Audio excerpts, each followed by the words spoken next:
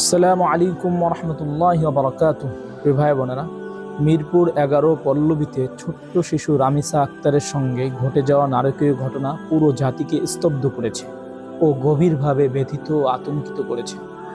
এ ধরনের বর্বরতার দ্রুত, দৃষ্টান্তমূলক ও কঠোর বিচার নিশ্চিত করা জরুরি। নৈতিক অবক্ষয়, অশ্লীলতা ও অপরাধ প্রবণতার কারণগুলো প্রতিরোধে কার্যকর উদ্যোগ নিতে হবে। মানুষের ভিতর উন্মাদনা ও হিংস্রতা তৈরি হওয়ার উপলক্ষ ও আয়োজনগুলো বন্ধ করা দরকার, নিয়ন্ত্রণ করা দরকার।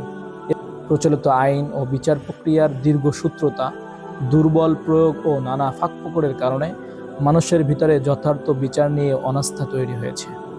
এটা দূর করতে প্রচলিত সকল ব্যবস্থার উন্নয়নের পাশাপাশি শরিয়া আইনের প্রয়োগ একটা বড় পদক্ষেপ হতে পারে।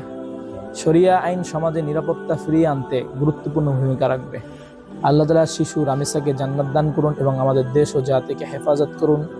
Justice for Ramisa. আসসালামু আলাইকুম রহমতুল্লাহি ওয়া বারাকাতুহু।